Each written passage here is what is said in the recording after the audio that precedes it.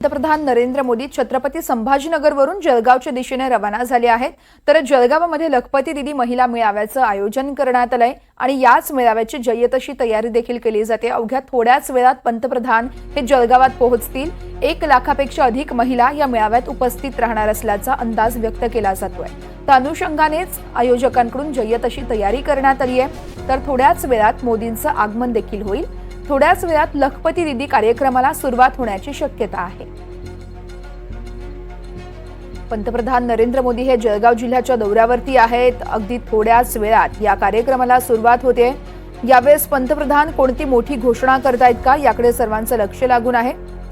अवघ्या काही दिवसातच विधानसभा निवडणुका आणि त्याच निवडणुकांच्या अनुषंगानं पंतप्रधान नेमकं काय बोलतायत जळगावमधील या कार्यक्रमात त्याकडे सर्वांचं लक्ष लागून आहे। कार्यक्रमाला आलेल्या महिलांसोबतच बातचीत केली आहे आमचे प्रतिनिधी प्रांजल कुलकर्णी यांनी। आपण पाहूया। पंतप्रधान नरेंद्र मोदींचं थोड्याच वेळात जळगावला सभास्थळी आगमन होणार आहेत। आपण जर बघितलं तर लखपती दिदीचा कार्यक्रम जो आहे ते घेणार आहेत आणि महिला देखील मोठ्या संख्येने इथे दाखल झालेल्या आहेत। खरं तर मोदींना बघण्यासाठी या महिला उत्सुक आहेत। मोदी नक्की काय बोलता याकडे सर्वांचं लक्ष लागलेलं आहे। आपण या काही महिला आहेत खरं तर त्यांच्याशी बोलण्याचा प्रयत्न करूयात। ताई, कुठून आलात तुम्ही? पाचोरा। बरं, काय आज मोदी येत आहेत, कसं वाटतंय? खूप छान वाटतंय। या ज्या योजना म्हणजे महाराष्ट्राची लाडकी बहीण असेल, आता लखपती दिदी, याबद्दल काय मत आहे तुमचं? महिलांसाठी म्हणजे महिलांचा सक्षमीकरणासाठी हा एक महत्त्वाचा पॉईंट आहे। कारण महिलांना ज्या मोदी साहेबांनी जी आर्थिक मदत केलेली आहे, जी बँकेकडून आम्हाला आर्थिक मदत मिळते, त्याच्यातून जे 1500 रुपये लाडकी बहीणचे येत आहे ते हप्ता भरण्यासाठी महिलांना खूप चांगलं मदत मिळते। तुम्हाला काय वाटतं? छान वाटते। कसं बघता या योजनांकडे? खूप माझ्या महिलांना खूप फायदा होतोय याचा, किंवा त्यांना आर्थिक घरामध्ये सुद्धा त्यांना मदत होणार आहे। परत त्यांना दवाखान्यात वगैरे पैसे वगैरे लागले त्याच्यात पण त्यांना मदत होणार आहे। परत माझ्या महिलांना त्यांच्या गटाचा हप्ता भरायला सुद्धा त्याच्यात मदत होणार आहे। अजून काही महिला आहेत त्यांच्याशी आपण बोलण्याचा प्रयत्न करूया।